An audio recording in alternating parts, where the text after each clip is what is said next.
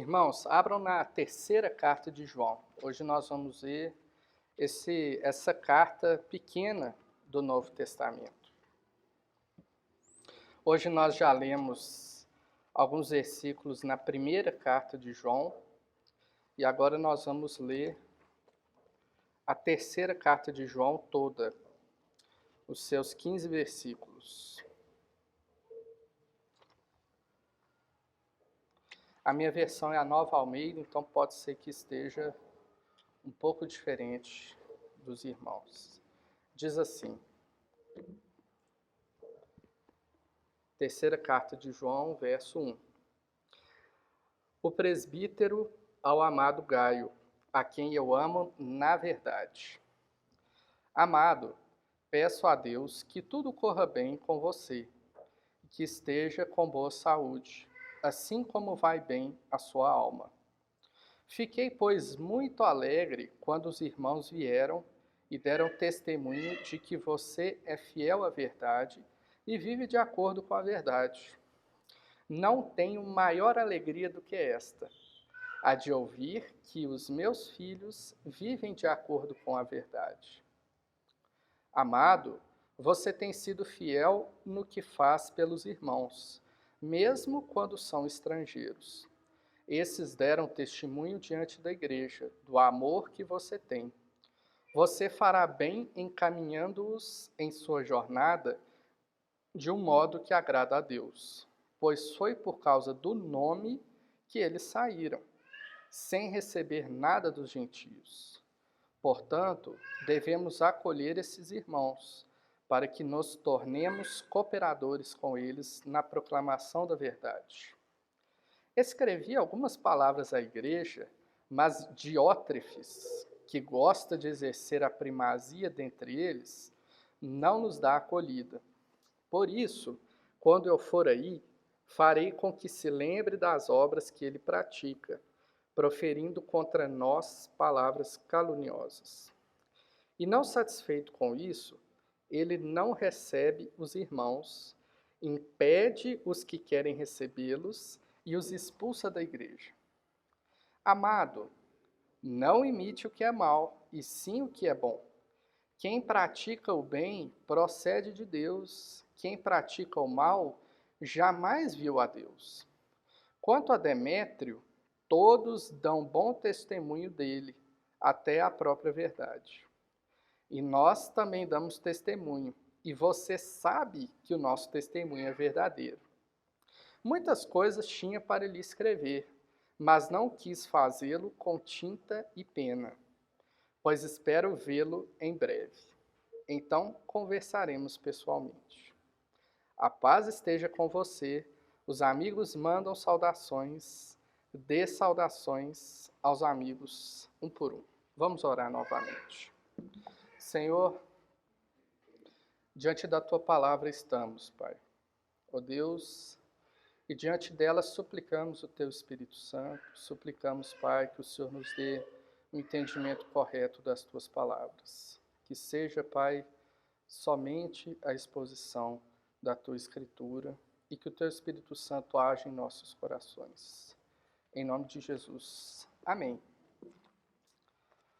As cartas são, ao que parece, algo ultrapassado. Qual foi a última vez que vocês escreveram uma carta? Ou seja, qual foi a última vez que você pegou uma caneta, pegou um lápis e escreveu para uma pessoa específica? Bem, eu posso dizer que quando eu era pequeno, eu e meu avô trocávamos cartas. Após a morte do meu avô, eu nunca mais escrevi uma carta. Apesar de parecer algo completamente ultrapassado, nós ainda nos deparamos com algumas cartas. Quando, por exemplo, nós vamos mudar de emprego, normalmente o nosso antigo empregador faz uma carta de recomendação, nos recomendando para um novo emprego, para uma nova empresa. Quando compramos alguma coisa pela internet, o site manda um e-mail de confirmação que você comprou. O e-mail é uma carta eletrônica. Se você já mudou de igreja alguma vez na vida, provavelmente precisou de uma carta de transferência. Com certeza, as cartas perderam muito da sua importância desde a época de João até hoje. No primeiro século, era muito comum que os pastores e missionários se deslocassem de uma igreja a outra. As igrejas enviavam pessoas para pregar sobre Jesus nas demais igrejas e nas demais localidades que não tinham igrejas. Assim, esses pregadores levavam cartas de referência, de forma que os crentes das igrejas vizinhas pudessem saber que deviam prover as necessidades desses pregadores, desses irmãos. Paulo, Barnabé, Silas e Timóteo foram enviados para a igreja de Antioquia. E Paulo disse em 2 Coríntios 3:1: estamos começando a nos engrandecer novamente? Somos como os demais que precisam de lhes trazer cartas de recomendação ou que pedem que vocês escrevam tais cartas em favor deles? Certamente que não. Paulo estava bravo porque as pessoas não estavam reconhecendo ele e estavam pedindo sua carta de recomendação.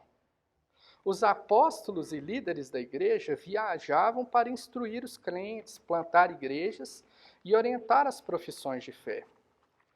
Tanto aqueles que eram menos conhecidos, quanto Paulo, aparentemente, portavam essas cartas de recomendação.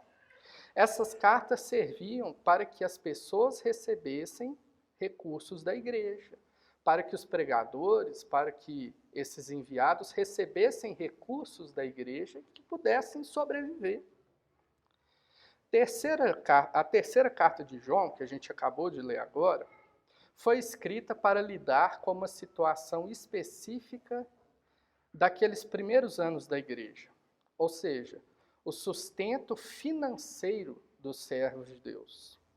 Como veremos, as atitudes quanto a dar generosamente aos servos de Deus distinguem o bom, o mal e o fiel.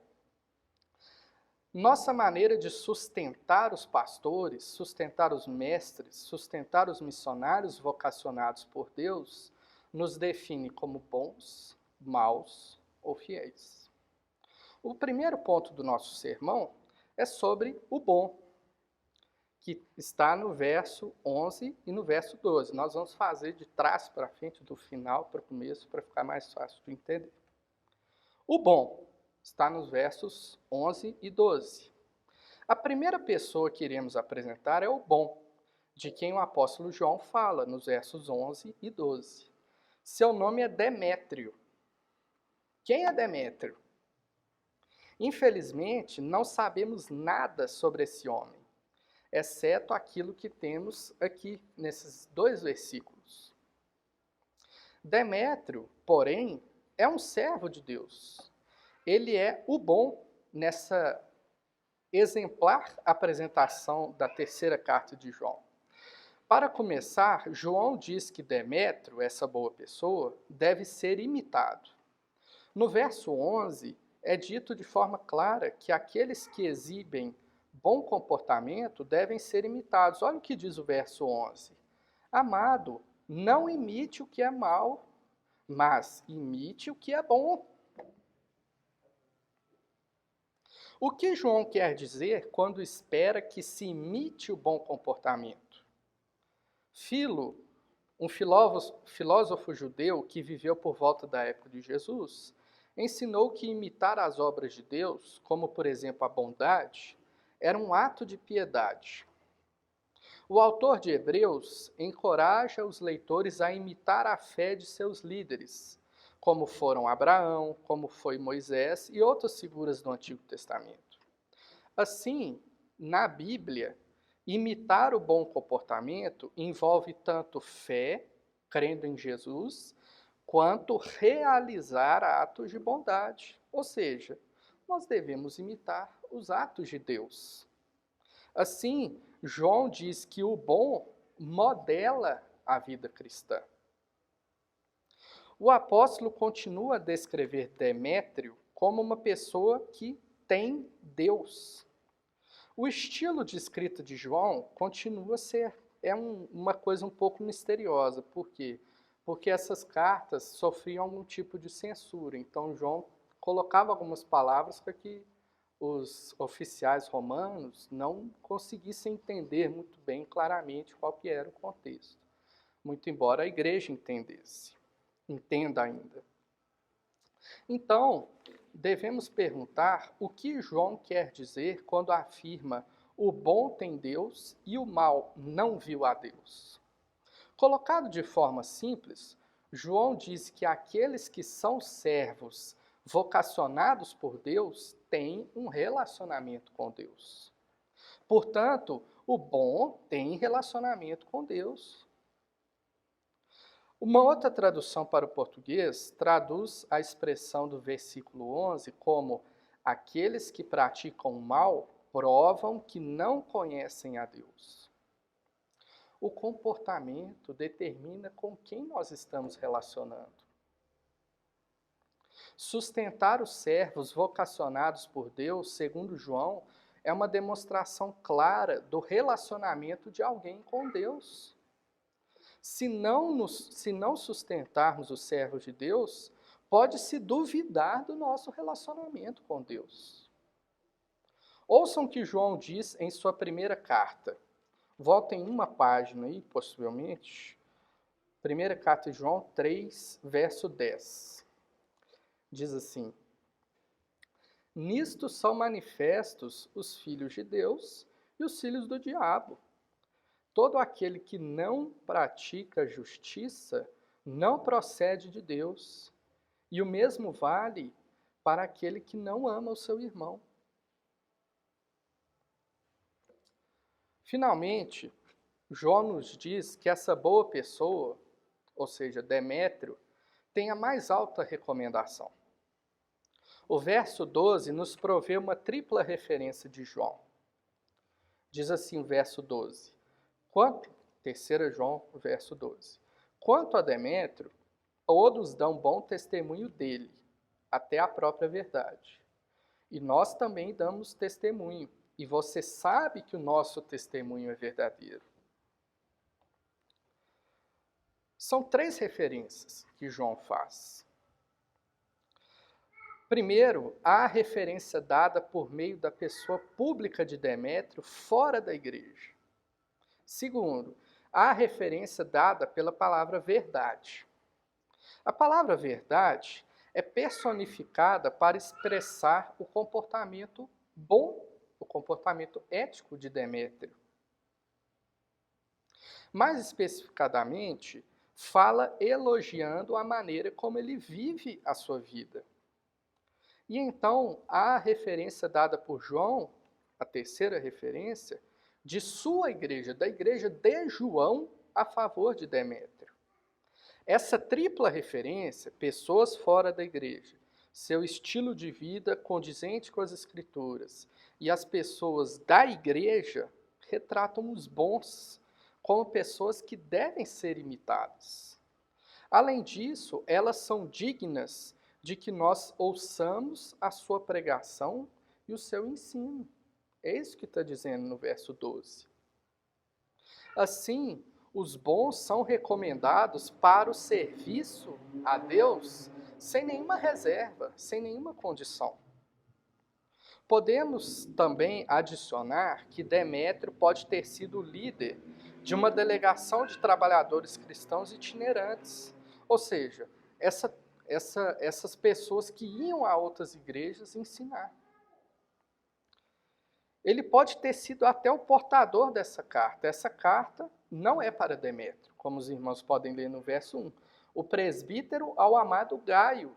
Essa carta foi direcionada a Gaio.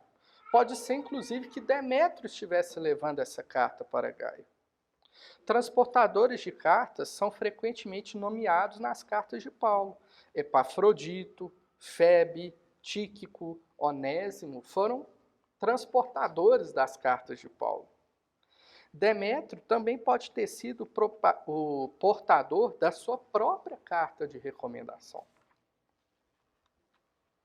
Agora, vamos pausar um momento, encerrando esse ponto, para considerar a mensagem central de João.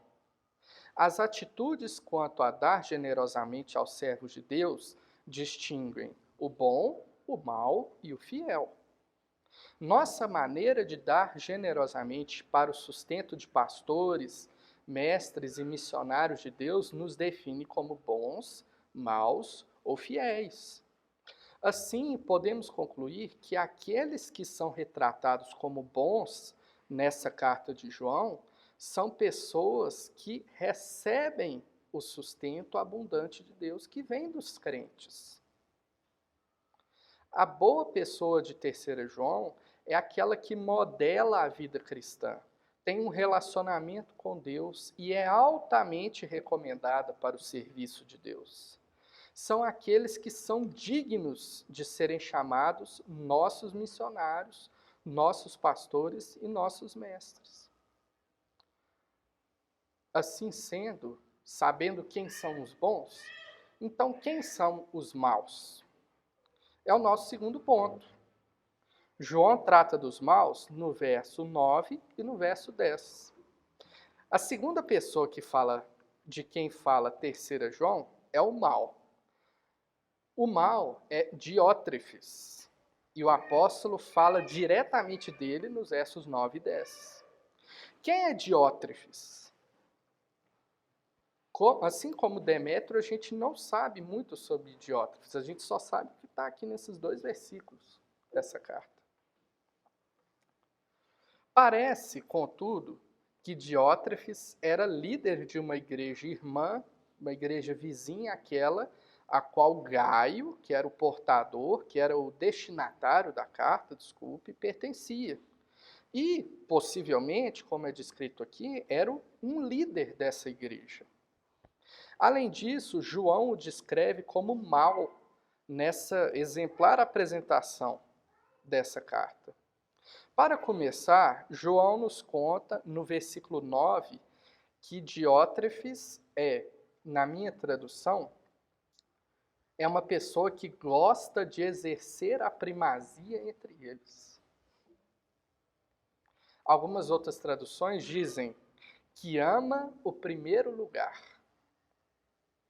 Tal descrição de Diótrefes é única. Não existem esses termos originais em qualquer outra parte da Escritura, do Novo Testamento. No entanto, algumas outras fontes, além da Bíblia, usam essa expressão para descrever um tirano. Temos vários exemplos de tirania da Bíblia. Um exemplo muito famoso é do rei Acabe, que era rei do Israel do Norte, rei de Samaria. Ele queria comprar uma vinha que era ao lado do seu palácio. A vinha não pertencia a ele, pertencia a Nabote. Nabote se recusou a vender a vinha para Acabe. Por quê? Porque era herança dele, era terra da família dele. Era herança do Senhor para a família dele. Nabote negou vender a vinha para Acabe. Acabe, como uma criança, fez bico e se recusou a comer no jantar e ficou todo emburrado. Sua esposa, a rainha Jezabel, armou uma mentira que fez com que o dono da vinha fosse apedrejado e morto. Assim o rei Acabe se levantou e tomou a vinha. Isso está lá em 1 Reis, capítulo 21.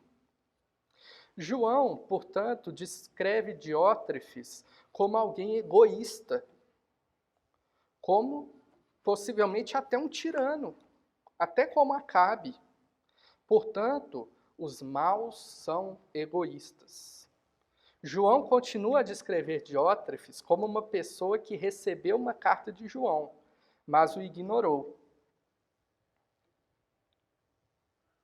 Isso está no verso 9 também, na segunda parte do versículo. Como resultado, João não aceita essa rejeição da carta. Olha o que diz agora a primeira carta de João. Voltem uma página. Primeira carta de João, capítulo 4, 6. Nós Mesmo João está escrevendo aqui. Nós somos de Deus. Quem conhece a Deus nos ouve. Quem não é de Deus não nos ouve. Nisso reconhecemos o espírito da verdade e o espírito do erro.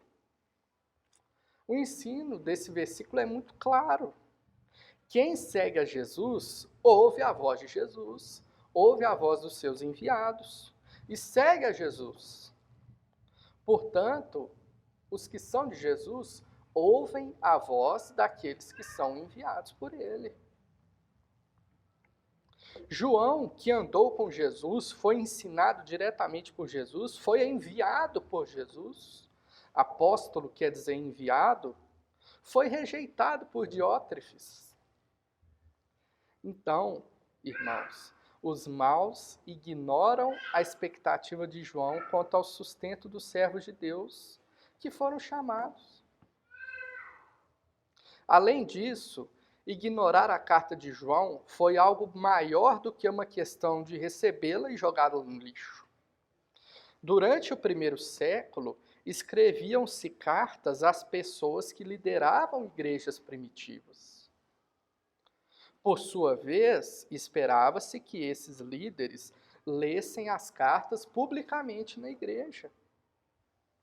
Por exemplo, quando Paulo escreveu aos Colossenses, ele esperava que a igreja encaminhasse a carta à igreja em Laodiceia, que era próximo de Colossos.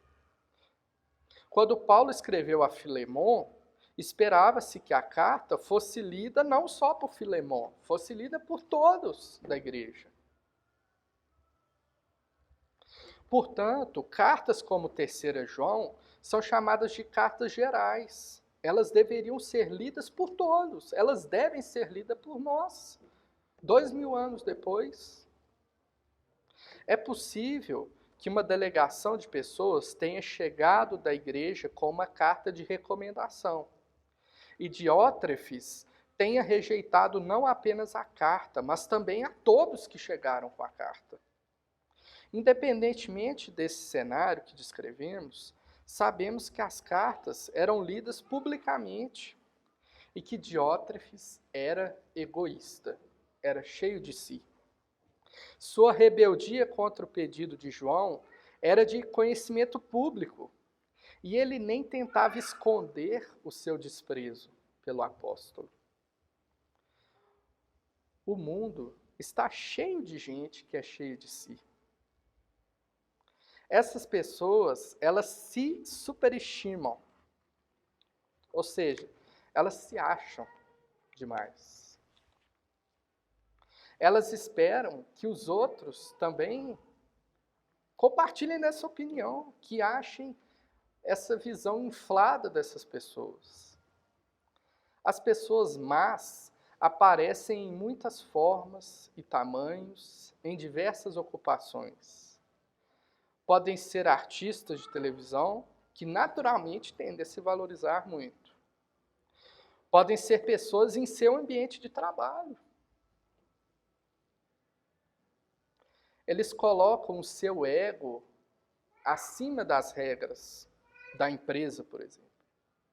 Podem ser os pais que, ao tomar uma atitude errada, não pedem desculpa aos filhos, para não ter sua imagem prejudicada. Meus irmãos, em vários contextos, os maus são pessoas egoístas. Eles só pensam em si mesmos e na sua imagem.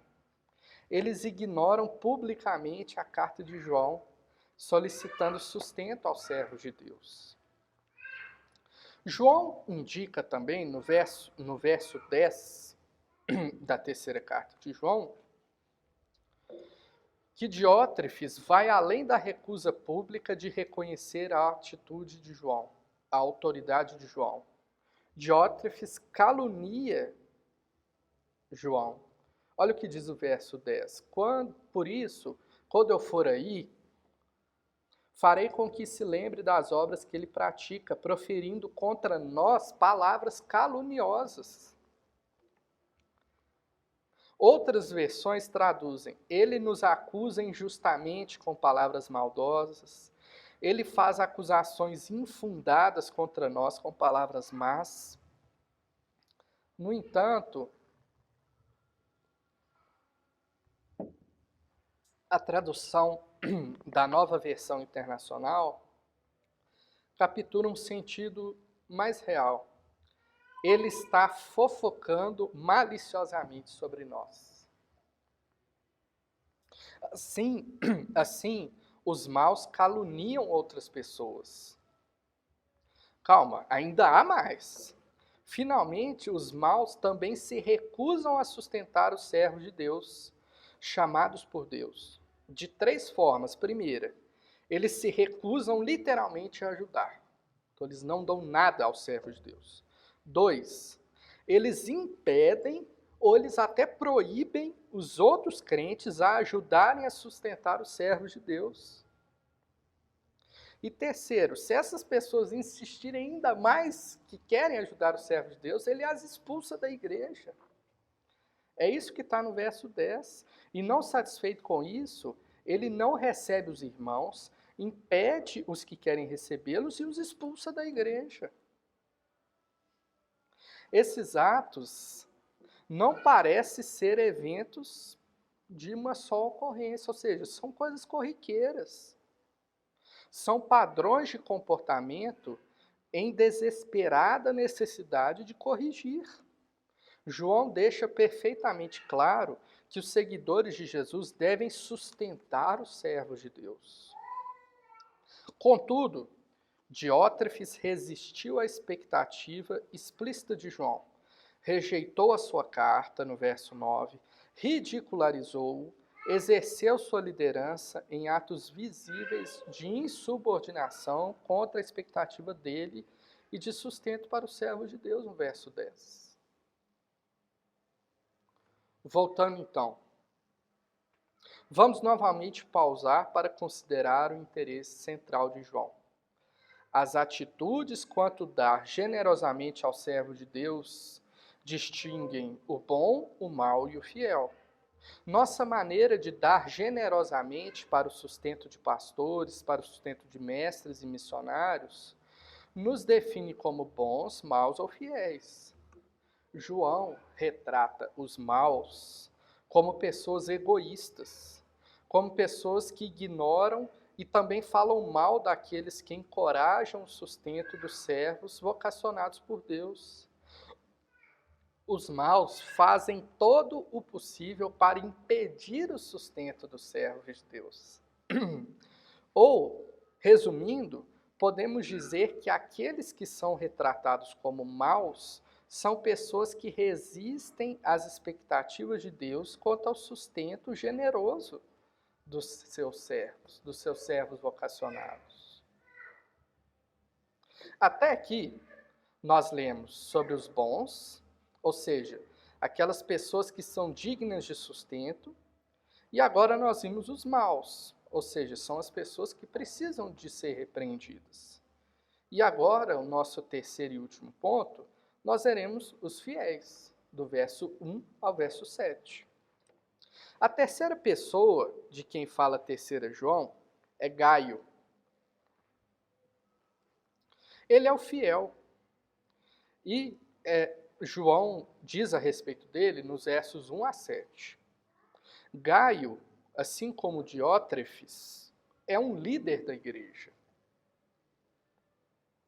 Novamente, assim como essas 3 pessoas que aparecem aqui, nós não temos qualquer outro conhecimento acerca delas, a não ser o que está escrito aqui, em 3 João.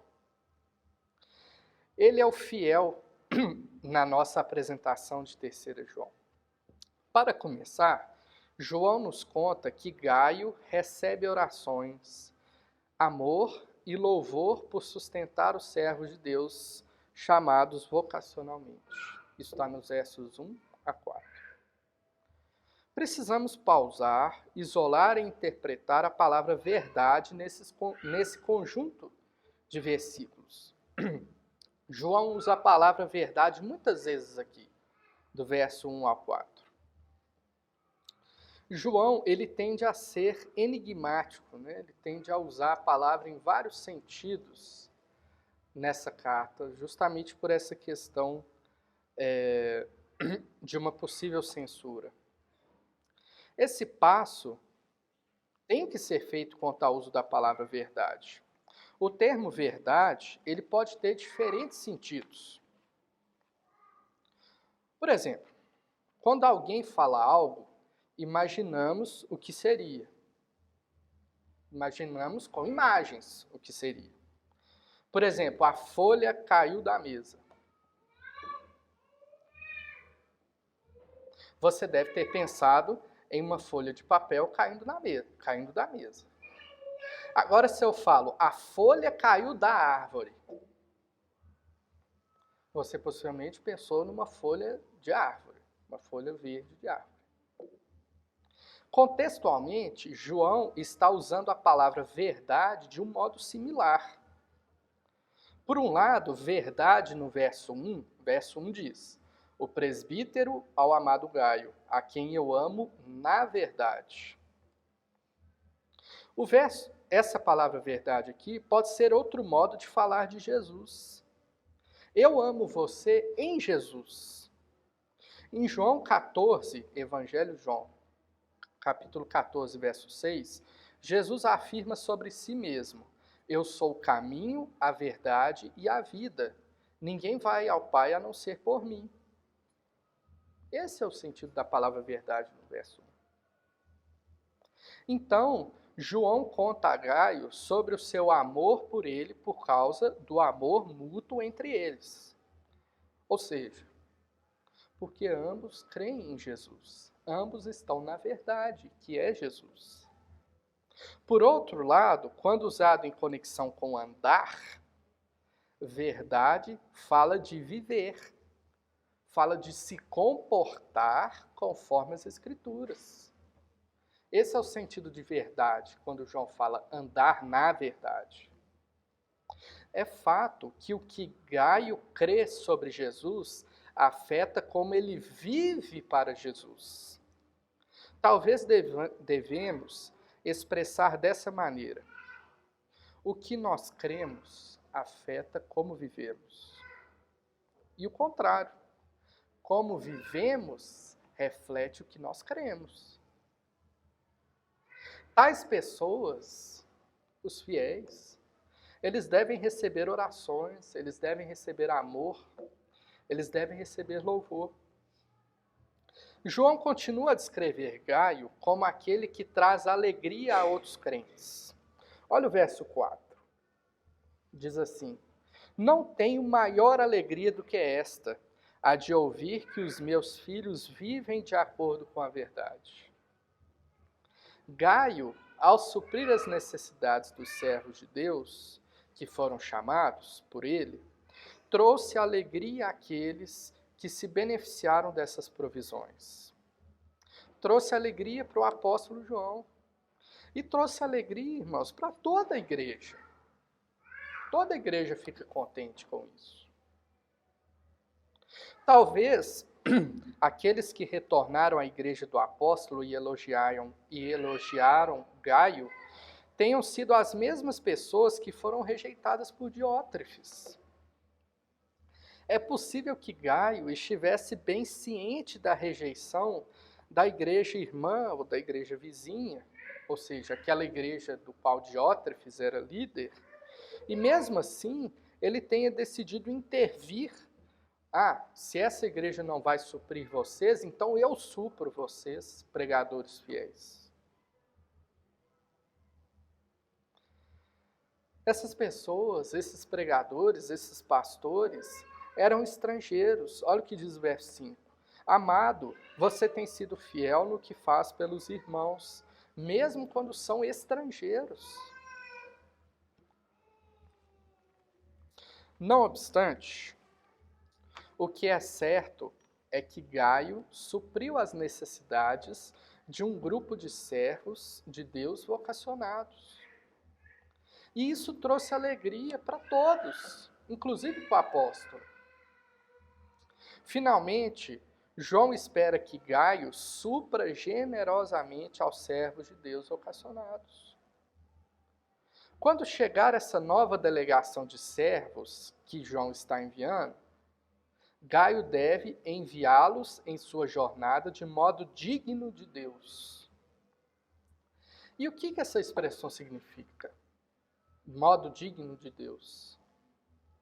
Para começar, enviar alguém em uma jornada envolve ajudar a pessoa com comida, envolve ajudar a pessoa com dinheiro, envolve uma companhia para viagem. Naqueles tempos viajar era perigoso. Envolve meio de transporte, ou no mínimo sandálias novas, né? Para alcançarem o seu ponto de destino.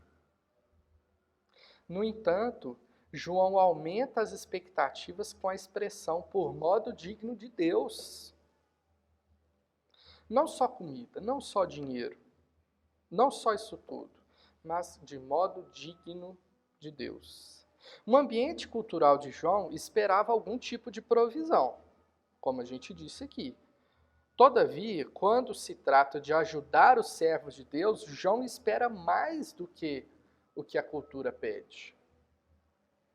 Ele espera que os servos de Deus fossem sustentados abundantemente, como se a ajuda fosse feita ao próprio Deus. Por que, meus irmãos, que João espera isso? Porque os fiéis devem sustentar generosamente os servos de Deus vocacionados por ele. João dá duas razões. Primeiro, eles saíram no nome. E segundo, o nome é Jesus. Eles saíram no nome de Jesus. E João disse que aqui no verso, ele diz no verso 7, assim, pois foi por causa do nome que eles saíram, sem receber nada dos gentios, ou seja, dos gentios, de quem não tem Deus, eles não vão receber nada mesmo. Eles vão receber de vocês, pessoas de Deus, servos de Deus. As pessoas que saem no nome de Jesus dependem totalmente do povo de Deus. Quem não é de Deus não vai dar nada. Elas dependem totalmente do povo de Deus para ter suas necessidades satisfeitas. A preocupação central de João é, novamente, que as atitudes quanto a dar generosamente ao servo de Deus distinguem o bom, o mal e o fiel. Nossa maneira de dar generosamente para o sustento de pastores, mestres e missionários de Deus nos define como bons, maus ou fiéis. Aqueles que são retratados como fiéis, como Gaio, aqui em 3 João, são as pessoas que reagem obedientemente à expectativa de Deus. Os servos de Deus que foram vocacionados por ele devem ser sustentados com fartura.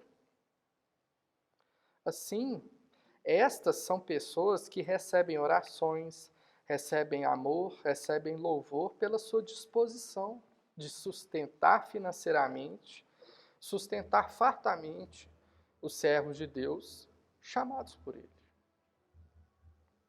Concluindo, irmãos, prover sustento apropriado ou adequado para aqueles que foram reconhecidos e separados para o serviço de Deus como pregadores, mestres e missionários, sempre tem sido um problema. Olha o que nós estamos vendo aqui, né? Lá na igreja primitiva nós já vemos esse problema. Pessoas que se recusavam a sustentar os servos de Deus. Todos já ouvimos as palavras de Paulo. 1 Timóteo 5,18, não amordace a boca do boi enquanto está calcando o grão. O que é isso? Não entendi. É como receber um trator sem combustível. É como um carpinteiro com as plantas, com o projeto, com os materiais para construir uma casa, mas sem pregos. Um carpinteiro sem parafuso para fazer o seu trabalho. É como um estudante que ganha um computador, mas não ganha o fio para carregar o computador. Ou ainda, uma pessoa que quer fazer tijolos e não tem barro. Os dignos servos de Deus hoje, diferente da época de João, tendem a ter obtido, a duras penas, um título acadêmico que os preparou para o serviço vocacional. Eles têm carta de recomendação, assim como na época de João, e foram ordenados por um grupo de líderes reconhecidos da igreja, assim como na época de João. Isso não mudou. Eles, os servos de Deus, são os tratores que precisam de combustível, são os carpinteiros que precisam de pregos, são os estudantes que precisam de fios, são pessoas que precisam de barro. Hoje, o sustento para esses indivíduos deve exceder a simples provisão de alimento e abrigo. Culturalmente, os servos de Deus precisam de sustento financeiro não apenas para o alimento, para o abrigo e para suas famílias, mas também de transporte, de seguro e de outras necessidades sociais, culturais. Entretanto, hoje, muitos estão sendo sustentados inadequadamente para fazer o seu trabalho. Vamos nos perguntar, como igreja do Jardim Canadá, quem somos nós? Nós somos como Demétrio?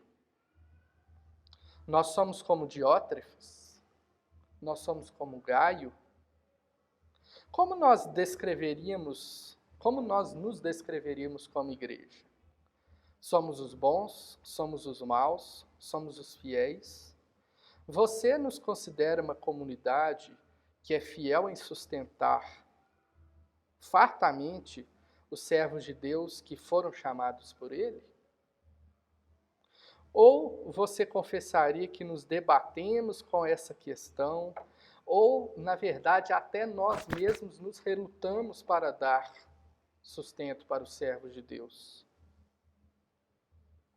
Nós estamos próximos de privar os servos de Deus e suas famílias dos meios de viverem confortavelmente? Nós somos uma igreja que retém oração, amor e louvor de pessoas que realmente dão dinheiro para sustentar os servos? Ou somos uma igreja mais dada a louvar as pessoas que desejam contribuir para a construção, para coisas muito elaboradas, para aposentos muito bem mobiliados, para a construção de praças, para outras coisas?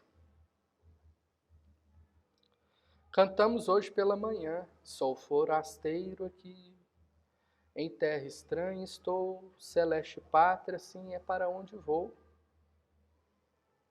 E nós ainda estamos fazendo questão de deixar uma ou duas casas, depois que a gente morrer, com os nossos nomes, enquanto as pessoas que servem a Deus e cujos esforços são válidos eternamente são deixadas se debatendo em problemas financeiros? Você acha mais fácil doar para projetos do que para pessoas? Somos uma igreja que acredita que é responsabilidade de Deus manter seus servos humildes e nossa responsabilidade é mantê-los pobres? Vamos ler novamente o verso 8. Portanto, devemos acolher esses irmãos, para que nos tornemos cooperadores com eles na proclamação da verdade. Portanto, nós devemos todos, como igreja, sustentar essas pessoas, sustentar os bons, os servos de Deus chamados por Ele, para nos tornarmos cooperadores com a verdade pregada, com Jesus. Como uma igreja unida em Cristo, precisamos dar prioridade a prover sem hesitação e também com intenção, não apenas as necessidades cotidianas de nossos pregadores, mestres e missionários, mas ir além dessas necessidades do século XXI. Nossa intenção deve ser tal que nos tornemos cooperadores com eles na verdade. Nós estamos cooperando com Jesus a fazer isso, ao fazer isso. Como 3 João pode alterar a nossa perspectiva quanto ao modo como atualmente sustentamos os nossos pregadores, como nós sustentamos os nossos missionários, que foram chamados por Deus? Como podemos medir isso? Nossas atitudes quanto a dar generosamente aos servos de Deus nos distinguem como maus ou fiéis? Irmãos, nós podemos ser melhores do que somos agora? Vamos orar. Senhor Deus, nós engrandecemos ao Teu nome, nós Te bendizemos, nós Te adoramos, Pai. Ó Deus, que a Tua palavra, Pai, penetre em nossos corações, Pai. Ó Deus, nos desperta, Pai, para essa obrigação dos cristãos, Pai, que é sustentar os Teus servos vocacionados, Pai. Ó Deus, nos incomoda como igreja, Pai, a nos preocuparmos com isso, a nos preocuparmos como, Pai, ó Deus, essas pessoas têm vivido, como, ó Deus, o pastor, como os missionários que a igreja sustenta têm vivido. Ó Deus, nos incomoda como igreja a suprirmos as necessidades dessas pessoas e não só isso, Pai. A termos, ó Deus, essa consciência de que deve ser muito mais que isso, Pai, deve ser abundante. Ó Deus, nos incomoda, Pai, com Teu Espírito Santo. Coloca essa palavra em nossos corações, Pai, e desperta a nossa igreja, ó Deus, para essa realidade.